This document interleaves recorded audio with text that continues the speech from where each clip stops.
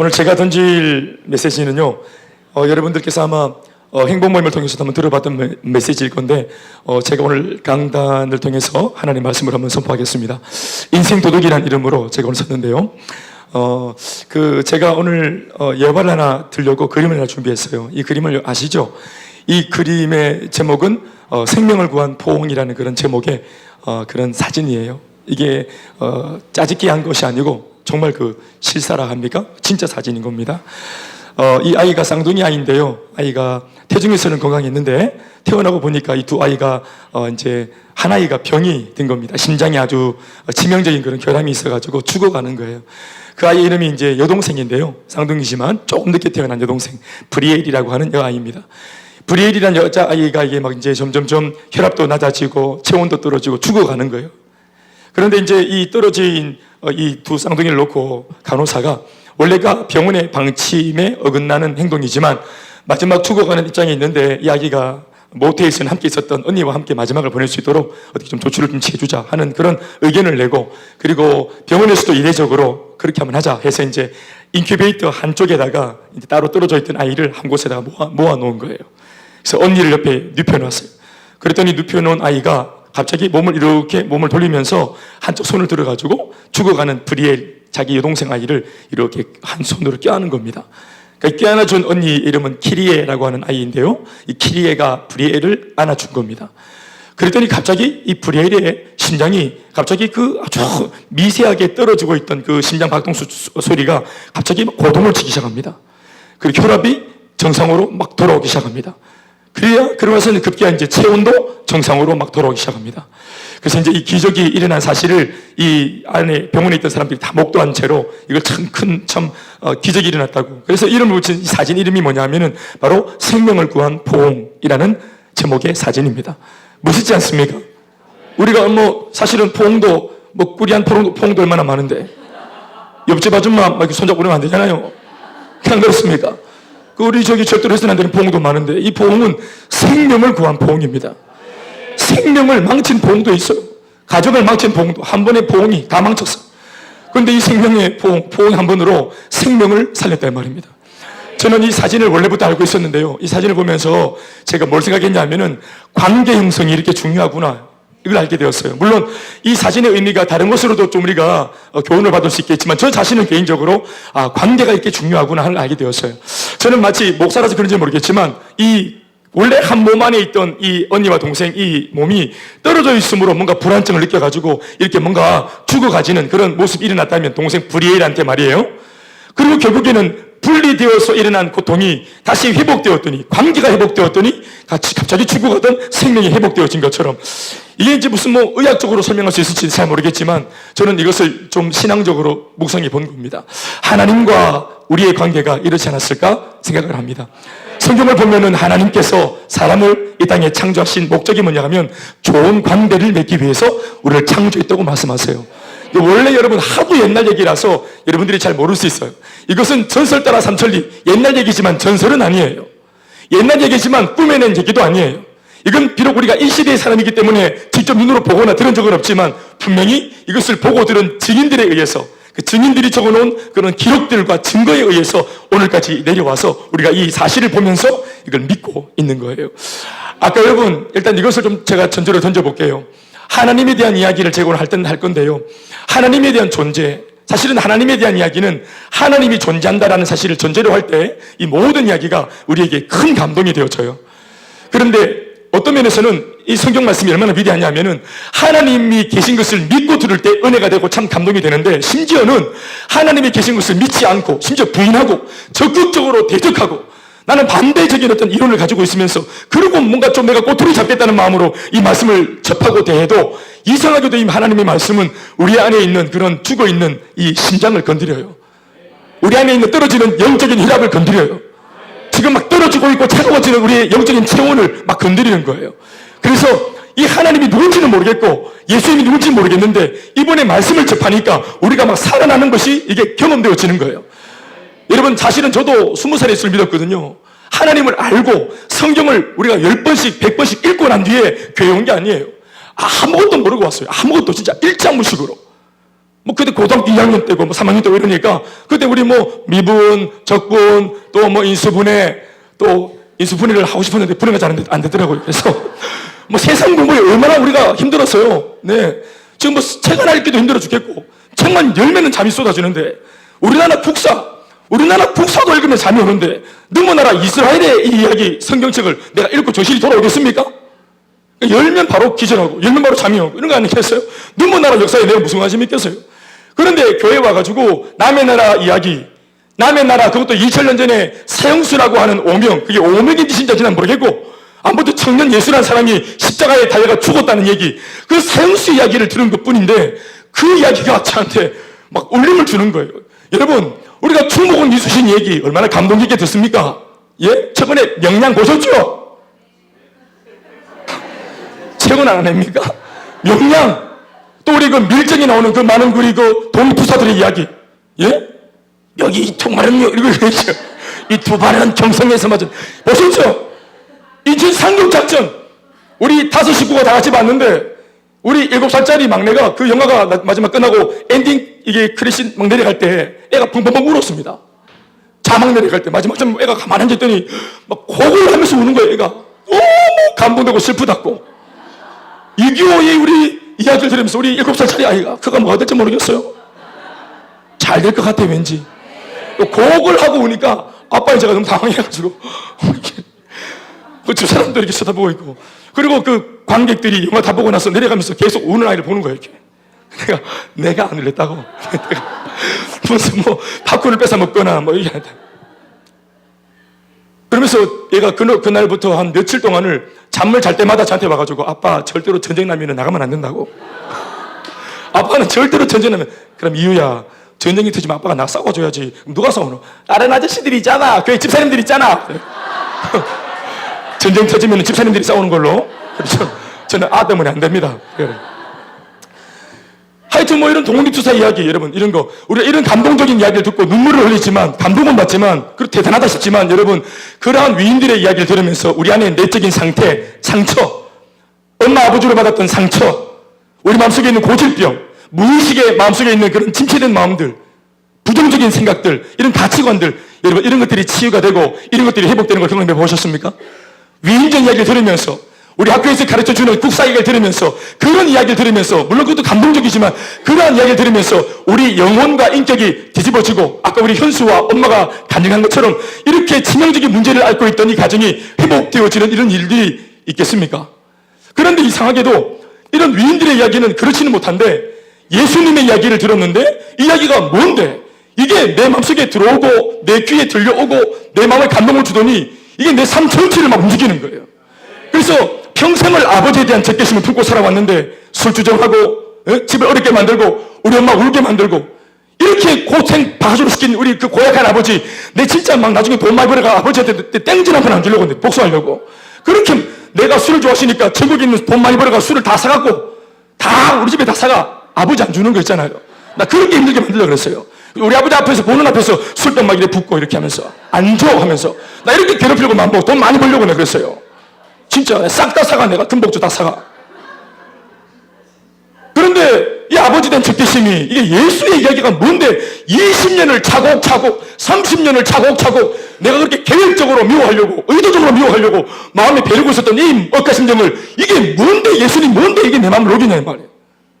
예? 아버지 앞에서 울게 만들고 쪽팔리게 술주전하고 있는 아버지를 뛰어가서 끌어안게 만들고 껴안고 울게 만들고 아버지가 사과해야 되는데 내가 먼저 아버지 사랑하지 못해서 미안하다고 사과하게 만들고 이게 무슨 일이고 하나님이 이렇게 만듭디다. 나는 진짜 하나님 누군지도 모르고 예수가 누군지 모르지만 우리 하나님 우리 마음속에 들어오실 때 이야기가 사람 하나의 인생을 완전히 이렇게 뒤집어 놓는 거예요. 나는 해를 만든 거 모르겠고 하나님이 우주를 만든 거 모르겠고 하나님이 세상 만들었던 거 모르겠지만 나를 새롭게 만든 것은 분명해요. 그래서 제 인생이 저 동촌 아시죠? 동구 동촌 제가 양아치 출신입니다. 신의 아들 수영을 오면 삥 뜯고 미키마우스 시계 뺏고 송화시장에서 파는 변기시장에서 파는 나이스 이거 뺏고 당시에 나이스는 뺏는 거 아니에요. 그러나 우리가 절박했기 때문에 나이스도 뺏고 보통은 나이키를 뺏어야지 나이스는 진짜 힘든 거예요. 집안이 힘드니까 나이스 신는 거 아니겠어요? 올라가다가 자기가 떠서 이런 거 그런 것들은 뺏으면 안 돼. 그러나 우리가 상도가 없이 너무 힘들었기 때문에 나의 수도 뺏고 우리 그렇게 참 아주 열악했어요. 그런 양아치가 오늘 목사가 되어서 양을 치고 있잖아요. 여러분, 생명을 구한 포옹, 이 하나님의 사랑이 우리를 안고 있을 때 우리는 진짜로 인생이 참 인생이 되어지는데, 이 하나님의 포옹에서 멀어질 때, 죄를 짓고 멀어질 때 이 인생의 마음이 허하기 때문에 하나님이 아닌 다른 것들을 껴안으려고 애를 쓰는 겁니다. 때로는 물질을, 때로는 또 사람을. 그래서 우리가 여자분들을 보면은 결혼을 통해서 내 인생 한번 역전해 보겠다고 이 무슨 결혼을, 이 고통스러운 친정을 떠나기 위한 무슨 탈출구로 삼는 사람도 많아요. 그런데 아시죠? 똥차 피하려고 하다가 쓰레기차 만나는 거. 이건 뭐 여러분들 삶을 내가 욕하고 싶은 게 아니고 제가 많이 들어봤어요. 남편들이 쓰레기 차라는 말이 아닙니다. 여러분 용서하시고 들으시기 바랍니다. 근데 여자분들이 직접 하는 말이 뭐 쓰레기를 하나 너도 하겠어요. 내보고 너 내가 가르쳤어요? 뭐 그런 게 말하십니다. 그러니까 막 똥 패려다 가다가 쓰레기 구덩이에 들어갔다. 그래서 마지못해 산다. 죽지 못해 산다. 제가 많은 부인을 만나봤는데 어떤 부인은 이혼을 몇 번을 했는데요. 첫 번째 결혼을 왜 했냐? 행복하려고. 첫 번째 이혼을 했어요. 그러니까 첫 번째 이혼이란 말이 중요합니다. 첫 번째 이혼을 했는데 이유가 뭘까요? 행복하려고 이혼합니다. 두 번째 결혼을 했습니다. 왜 했냐고 물어봤어요, 제가. 그리고 본인이 갸우뚱 내가 물었습니다. 행복하려고 했는 거 아닙니까? 맞다는 거예요. 두 번째 결혼 행복하려고. 두 번째 또 이혼합니다. 왜 그랬을까요? 행복하려고. 끊임없이 결혼, 끊임없이 이혼. 그러니까 이 주제가 뭐가 됐든지 간에 행복했으면 좋겠는데 내가 하나님을 떠난 이후에 다른 아무 것이나 아무리 껴안아봐도 포옹해봐도 내 마음속에 신혼여행 갔다 올 때 그 한 뭐 두석 달 주는 기쁨 말고는 이게 영원한 기쁨을 주지 못하는 거예요. 어느 날 제가 아침에 샤워하다가 이런 예화가 하나 떠올랐어요. 우리 성도들한테는 제가 많이 가르쳐줬어요. 어떤 예화가 떠올랐냐면은 사실은 실제로 제 얘기이기도 했습니다. 길을 가다가 제가 100만 원을 주었어요. 여기서 말하는 이 숫자는 예를 좀 부풀린 겁니다. 실제로 제가 주었지만 100만 원 준 건 아닙니다. 뭐 목사님 밥 사서 이러면 안 됩니다. 하여튼 길을 가다가 100만 원을 주었어요. 기쁘죠? 네, 기쁩니다.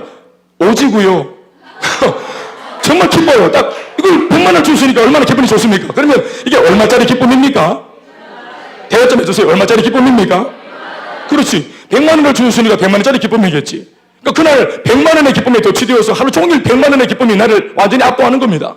얼마나 기쁨이 있는지 몰라. 그러다가 이 경거망동해가지고 다음날 막 설레발치며 운전을 막 함부로 하다가 차를 하나 끌었는데 쿵 했는데 나가서 딱 보니까 야 벤츠를 끌은 겁니다.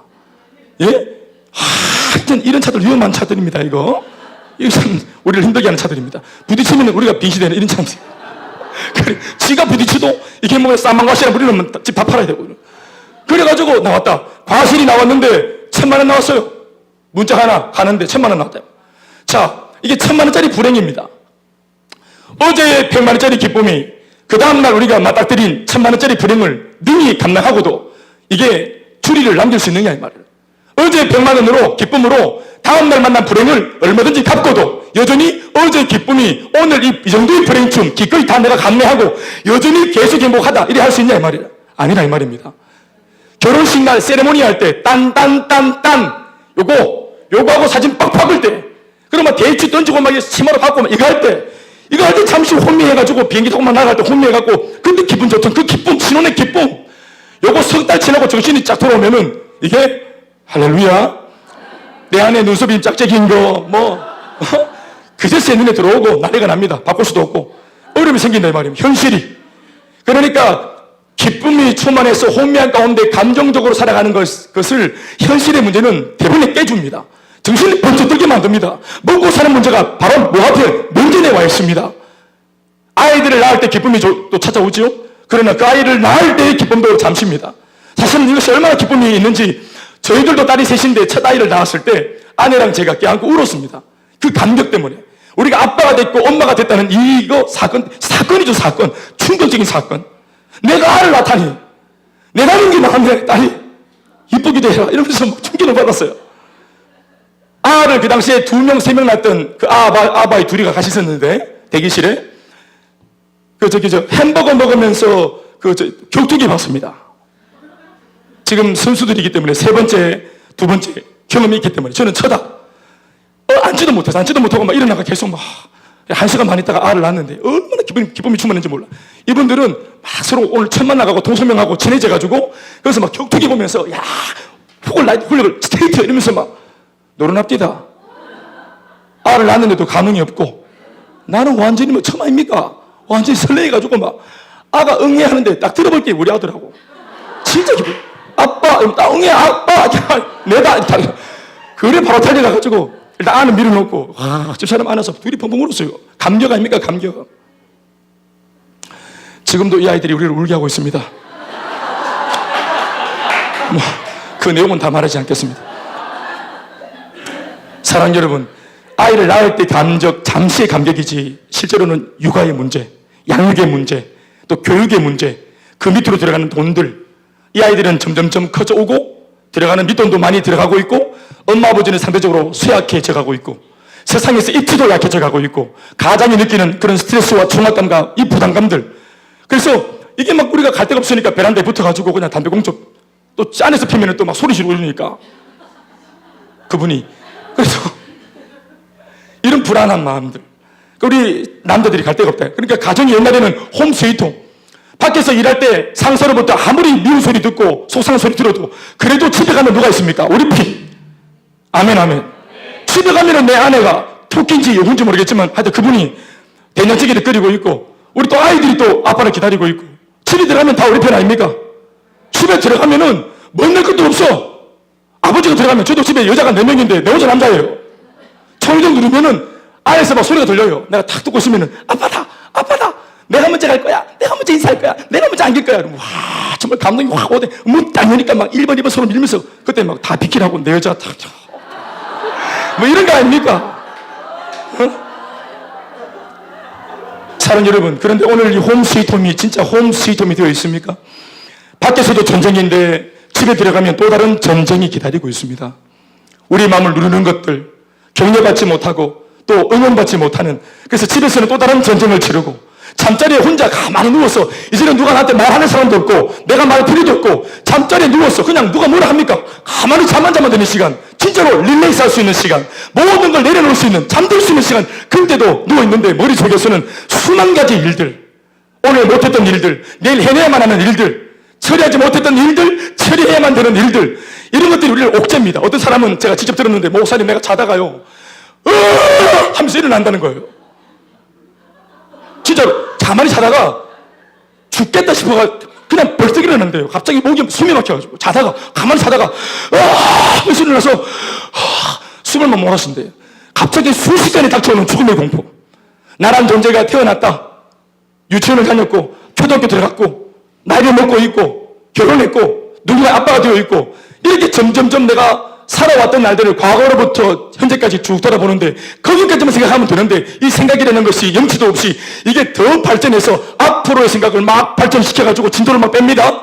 그러면서 계속 쫓아가다 보니까 어릴 때 봤던 할아버지 할머니가 내 눈앞에서 사라졌던 그 모양, 어릴 적 또 내가 나이가 들면서 내 앞에서 병들어 그렇게 비참하게 돌아가셨던 병들어 죽으신 우리 엄마 아버지의 모습, 이런 것들이 막 떠오르면서 나도 모든 것을 어른들이 갔던 길을 답습할 텐데 심지어 죽음마저도 내 아버지가 걸어갔던 길로, 내 할아버지가 걸어갔던 길로, 인간 모두가 다 저 비참한 길로, 저 돌이킬 수 없는 저 죽음이라는 길로 모두가 몰려가지 않겠나 하면서 내 인생에 이렇게 몰려가서 어느덧 내가 보니까 지금도 막 양치질 할 때 막 속에서 구역질이 나오고 한 번씩 뒤통수가 아주 찡 하면서 땡기기도 하는데 이건 내 종양 아닌가? 또 막 양치질 할 때 헛구역질이 계속 나오는데 이게 무슨 위암이 아닌가? 또 지난날 내가 술을 그렇게 막 퍼마셨는데 이게 지금 간경화나 간암은 아닌가? 내 뭔가 이게 몸에 문제가 있는 건 아닌가? 병을 봤는데 피가 섞여 나오니까 이게 무슨 대장암은 아닌가? 이런 불안증이 하도 많이 죽고 그러니까 이런 불안증이 말입니다.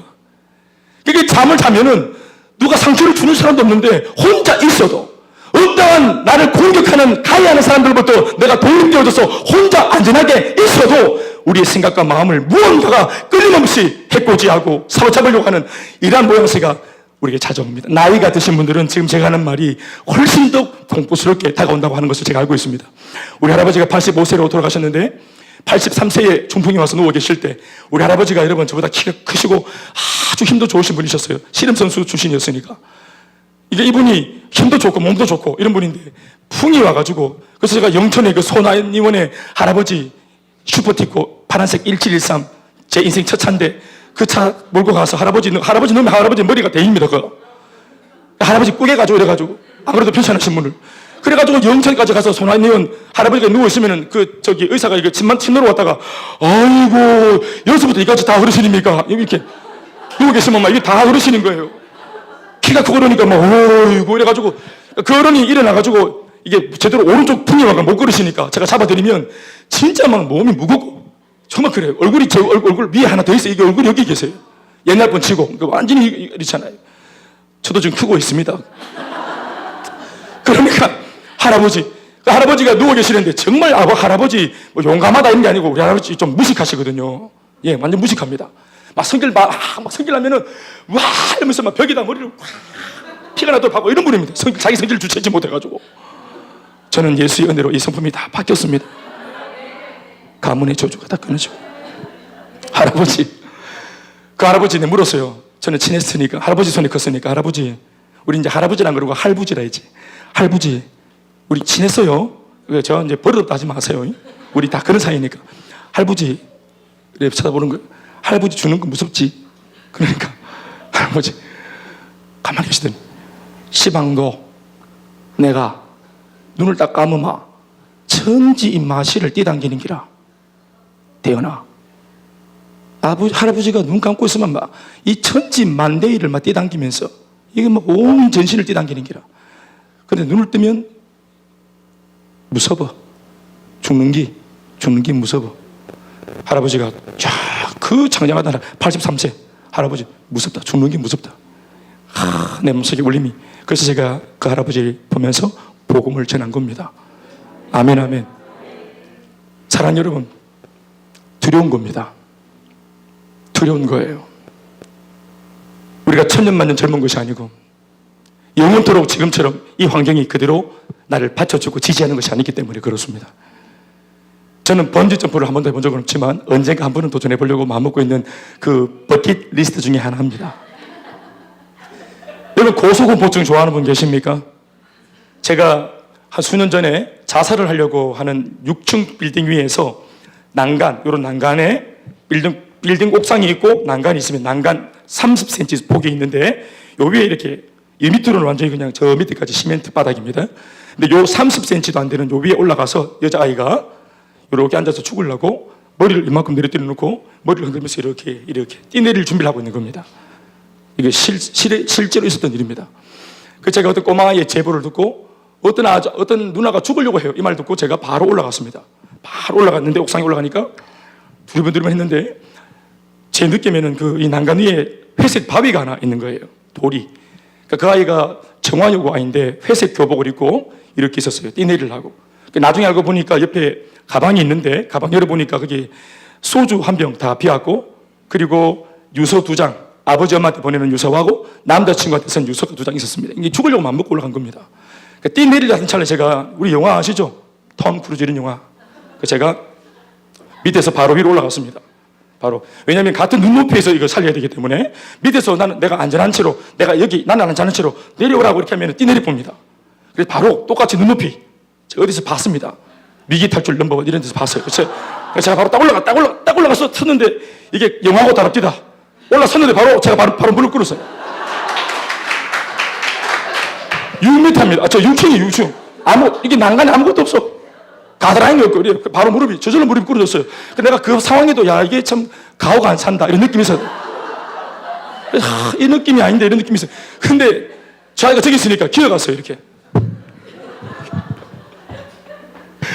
정말 폼은 안 났지만 벌벌벌 기면서 기어갔대요. 기어가가지고 이게 이제 1m도 안 남았는 그 정도의 거리를 놓고 제가 머리로 생각을 했어요. 야를 잡아갖고 딱 잡으면은 갑자기 내 어깨를 잡아갖고 이게 죽음의 포옹해가 이게 같이 죽을 포옹하면 이게 막 우리 딸들도 있고 복잡한데 인생이.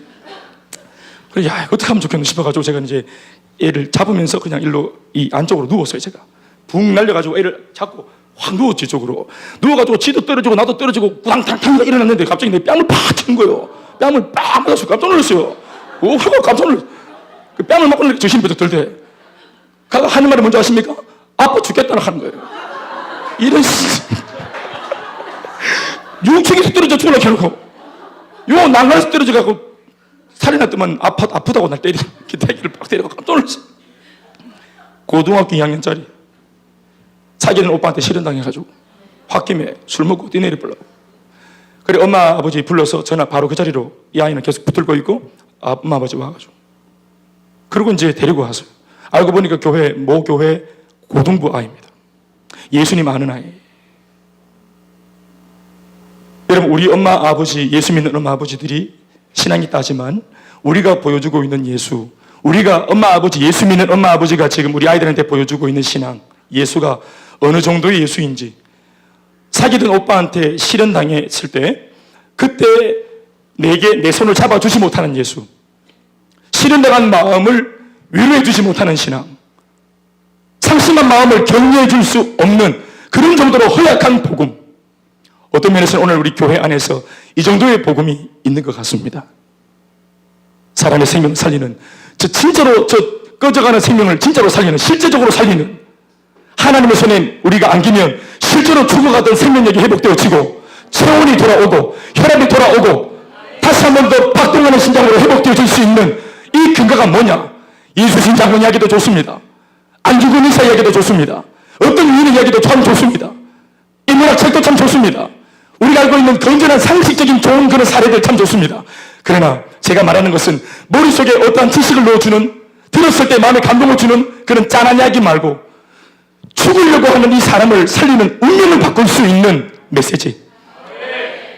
고통과 사망과 문제 속에 심지어 우리 오늘 가정을 했던 이 가정은 이혼까지 하고 이미 끝장이 나버린, 이미 완전히 끝나버린 가정도 다시 한 번 더 이 제로 베이스에 있는 이 가정을 찾아와서 하나님의 말씀이 복구하고 다시 한 번 더 회복시키는, 그래서 엄마 아빠로부터 상처도 그렇게 많이 받았다고 말하는 이 두 남매가 오늘 가정에 있어서 이렇게 말하기까지 이렇게 회복되어져서 오히려 엄마 아빠한테 상처를 준 엄마 아빠지만 이 아이들은 엄마 아빠한테 외려 다시 용기와 담력과 기쁨과 격려를 주는 아이가 되었다면 이것이야말로 변화가 아니겠습니까?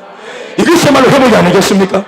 우리가 세상에서 듣는 수많은 이야기, 얼마나 많은 정보를 우리의 귀로 들었던 얼마나 많은 정보들이 있습니까? 이러면 살 수 있다, 저러면 잘 될 수 있다, 수많은 정보, 수많은 어떤 그런 삶의 처세술들. 그러나 진짜 우리의 삶을 살만하게 만들고 생명력이 회복되게 만들어주는 진짜 하나님의 말씀을 마음에 담으면, 여러분 이 아이와 이 가정이 그렇게 된 것처럼 저희 교회는 이 가정 말고도 많은 가정들이 있습니다. 그렇게 된 가정들이. 아멘 아멘. 그러니 여러분 임상은 거짓말하지 않지 않습니까? 하보시면 목사는 구라를 쳐도 임상은 거짓말하지 않습니다. 아멘 아멘. 그럼요. 그 살인의 추억 보면, 영화를 보면은 그 김상중이라는 그 배우가 그 범인을 잡기 위해서 항상 했던 방법이 뭡니까? 서류 들고 와서 이거 서류는 거짓말하지 않는다 하면서 그러면서 범인을 잡으려 하지 않습니까? 우리 송강호 씨는 어떻게 합니까? 내 눈을 바라면서 이렇게. 그 살인의 추억 영화 아시죠? 빠라밤 빠라밤 수사반영 빠빠라빠라밤 아시죠? 사랑하는 여러분, 하나님의 말씀이 우리의 귀에 들어오고 마음을 울리면 우리 마음속에 상처가 사라지고 살 소망이 생깁니다. 그 우리 인생을 속이고 거짓말하던 인생의 도둑놈이 떠나가는 것입니다. 너는 끝났다. 아까 우리 그 엄마한테 했던 말이, 마귀가 했던 말입니다. 예? 죄책감. 아를 버리고 네가 인간이냐? 처음에 마귀가 집에 살 때는 떠나라. 네 행복을 찾아서 떠나라. 이 부추긴 놈도 마귀입니다. 인생의 도둑놈. 그리고 혼자 정작 남았을 때 또다시 찾아와서 죄책감을 불러일으키고 눌리게 만들고, 그래서 이 죄책감을 잊기 위해서 또 다른 것들을 껴안도록 만들고, 술로, 향락으로 본인의 말처럼, 그래서 또 다른 것들을 껴안게 만들고, 그래도 마음에 이게 회복이 없으니까 나중에 분명히 저게 계속 진도가 나갔으면은 우리 안 봐도 아는 이야기입니다. 속삭이던 마귀는 나중에 진짜 절망 가운데 놓여 있는 이 사람을 놓고 크게 외칩니다. 한마디, 죽어라. 이 죽으라는 말은 속삭이지 않습니다. 크게 외칩니다. 죽어버려라. 그러니까 아까 제가 말했던 그 고등학교 2학년 아이처럼 이 난간에 올라가서 지금 죽으려고 마음을 결심을 하는 겁니다. 사랑하는 여러분, 말씀을 맺겠습니다. 저는 제가 그 한 번씩 설교를 할 때도 쓰는 예화지만 변중석 씨라는 분이 누군지 아세요? 현대그룹 우리 정주영 회장의 부인입니다. 예, 2007년도 86세의 일기로 타계하신 분인데요. 이분이 우리나라의 현대그룹 대부호 정주영 회장의 조강지처입니다.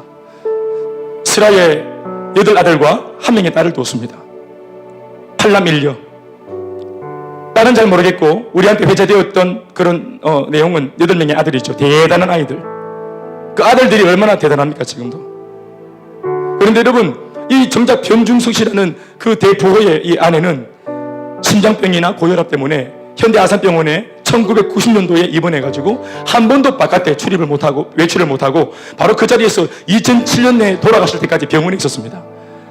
그녀는 병원에 있으면서 그 많은 남편의 돈 한 번도 써본 적이 없고 쇼핑 한 번 해본 적이 없고 병원에서 늘 그냥 누워 있었습니다. 그림자처럼 있는 듯 없는 듯. 그리고 심지어 수많은 돈이 이 여자분이 꺼져가는 심장, 아까 그 브리엘 아이처럼 꺼져가는 초혼, 꺼져가는 이 인생을 다시 불질펴주지 못했습니다. 내 남편의 그 대단한 경제적인 능력이 이 부인을 행복하게 만들어주지 못했습니다. 찰나적으로 기쁨을 줬던 나을 때 그 8명의 아들들이 기쁨을 주지 못했습니다. 게다가 그 병석에서 이 부인은 세 아들의 비참한 죽음에 대한 비보를 듣습니다. 첫째 아들 정문필 씨가 사우디아라비아에 거기 이제 외근 나갔다가 교통사고로, 의문의 교통사고로 죽었다는 얘기를 듣습니다. 그로부터 8년이 지났을 때 정몽우 씨 독약을 마셔서 음독 자살했다는 말을 듣습니다. 또 얼마 지나서 5번째 아들, 우리 다 아는 바와 같이 정몽은 씨 검찰에 막 불려다니고 소환되면서 그 압박 때문에 이유는 잘 모르겠지만 12층 집무실에서 뛰어내려 자살을 했습니다. 심지어 자기네 남편도 이제 술을 다 하고 죽었고, 그러니까 가정의 네 남자의 죽음에 대한 비보를 이분은 병석에 누운 채로 그 얘기를 들었습니다. 그녀가 죽었을 때, 숨 떨어졌을 때 그녀 앞으로 그녀 명의로 되어 있었던 전재산이라고 하는 것은 재봉틀 한 대와 장독 하나밖에 없었습니다. 돈을 치면 행복할 수 있을까? 큰 집에 살고. 그러나 여러분, 중요한 것은 내가 사는 집이 얼마 정도다, 내가 타는 차가 얼마 정도다, 이게 중요한 게 아니라 제가 보니까 그 좋은 집 안에 살고 있는 사람이 어떤 사람이냐, 그 좋은 차 안에 타고 있는 사람이 어떠한 마음으로 살아가는 사람이냐. 마음이 병들면 좋은 차에 몸을 담아도 그 마음의 병은 깊어집니다. 마음이 병들어 있으면 아무리 넓고 좋은 집에 살고 있어도 그 마음의 병을 해결하지 못합니다.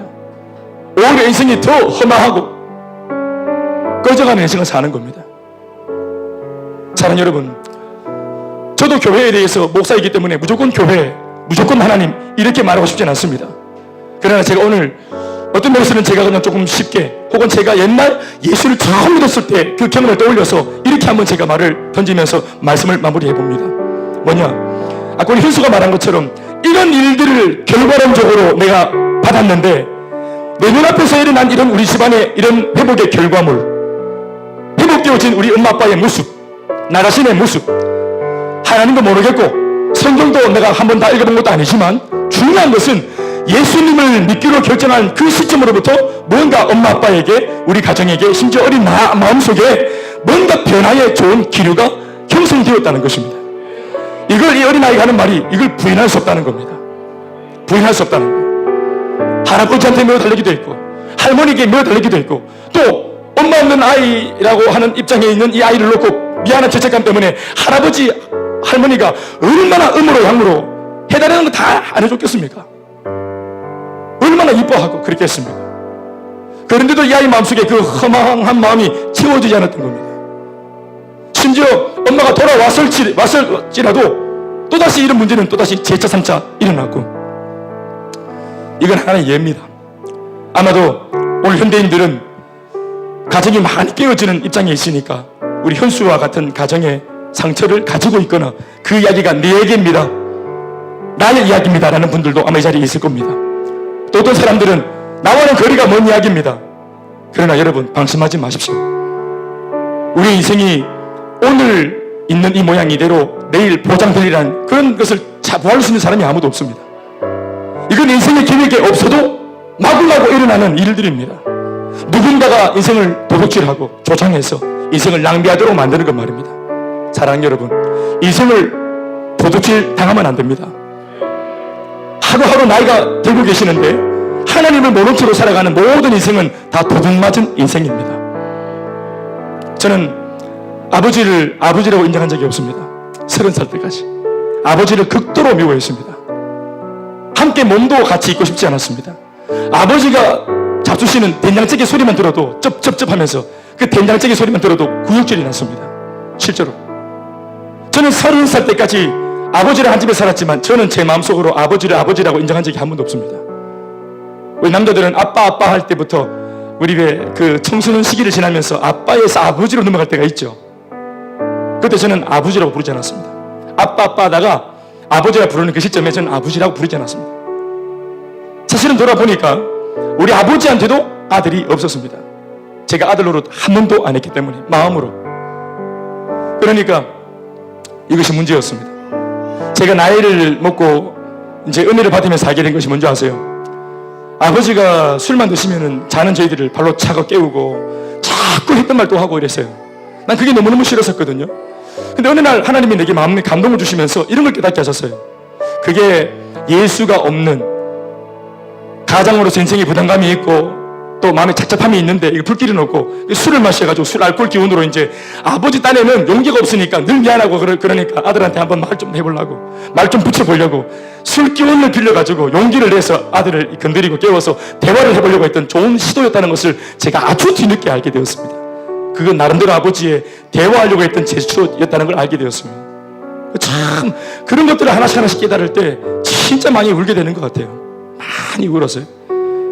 근데 돌아보니까 제가 아버지를 미워하고 아버지라고 얘기하지 않는 바람에 중요한 것은 제가 아버지를 가해하고 있다고 생각했는데 복수하고 있다고 생각했는데 제가 복수하고 있었던 게 아닙니다. 아버지가 없는 저는 사실은 그냥 실제적으로는 고아였지요. 우리 아버지도 아들이 없는 그런 분이셨고 그러니까 우리는 둘 다 피해자였습니다. 그럼 뭐가 이렇게 했나? 제가 예수를 믿으면서 하나님도 알게 됐지만 우리 인생을 괴롭히고 좀먹는 마귀가 있다는 것도 알게 되었습니다. 요 인생의 도둑놈 마귀가 한 번뿐인 이 아름다운 시절들을 다 원망하고 미워하고 또 속상해하면서 그 인생을 누리지 못하고 그걸 다 빼앗아 간다는 것을 제가 알게 되었습니다. 그래서 인생은 비참하게 살다가 비참하게 죽고 그리고 비참한 지옥에 가는 끝도 없는 저주 속에 빠지는 겁니다. 돌아보니 예수님이 내게 오셔서 나를 건지셨을 때 나를 구원도 하셨지만 진짜 내 인생 전체를 이렇게 행복한 삶으로 이끌기 위해서 그렇게 인도해 주신 것만 같습니다. 전중성 씨에게 직접 들어봐야 되겠지만 저는 그분만큼 돈이 없고 그분만큼 뭐 배우자가 또 저 자신도 마찬가지지만 능력이 있고 그런 건 아닙니다. 제가 뭐 기업을 일으킨 것도 아니고 그렇지만 제가 자신할 수 있는 것은 전중석 씨보다 저는 행복합니다. 그런 물질들을 손에 쥐고 살았던 사람보다 저는 지금 현재 행복합니다. 예수님 때문에 말입니다.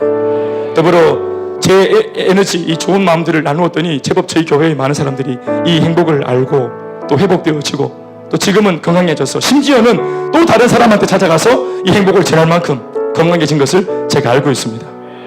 예수님이십니다. 이 인생의 도둑을 정리하고 인생의 진짜 주인을 마음에 받아 여러분들 인생이 참이 되시길 주 이름으로 축원합니다. 모든 영광 하나님께 박수하시겠습니다. 만에 하나 오늘 김 목사의 말이 사실이라면 내 더 이상 인생 도둑놈한테 인생 뺏기기 싫다. 오늘 내 인생 단도리 해서 인생을 되찾아야 되겠다.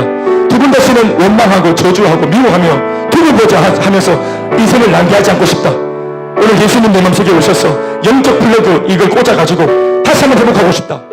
오늘 제 말에 대한 마음의 문이 열렸다면 우리 모두가 저를 따라서 기도하시겠습니다. 마음에서 가슴에다 손을 얹고 저를 따라 하십시다. 사랑의 예수님, 저는 죄인입니다. 지금까지 제 인생 제가 주인 되어 살았습니다. 제가 주인이었기에 문제를 만나면 외롭고 두렵고 무서웠습니다.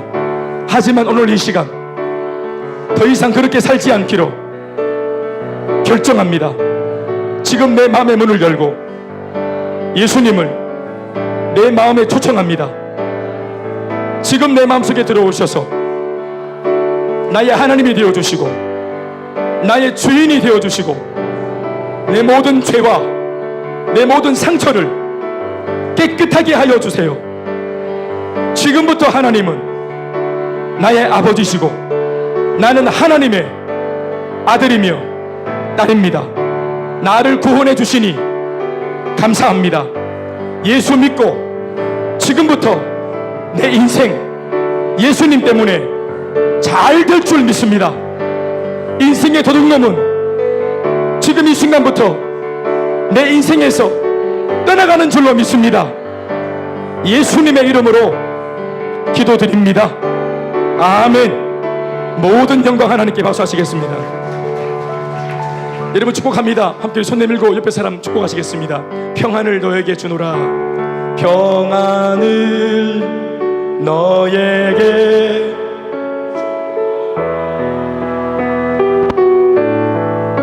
세상이 줄 수 없는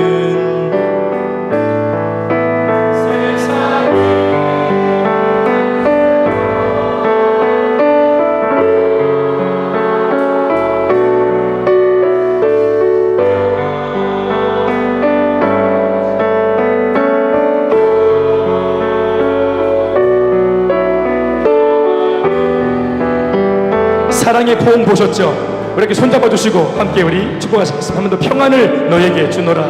옆에 계신 분 평안을 너에게 주노라. 세상이 줄 수 없는 세상이 알 수도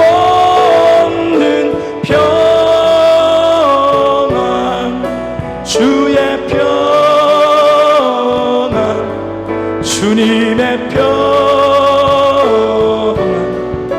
평안을 다시 한번 평안을 멀리 계신 분들에게도 뒤에 평안을 내게 주노라. 힘찬 박수 하시겠습니다. 우리 같이 준비하는 금 들으시면서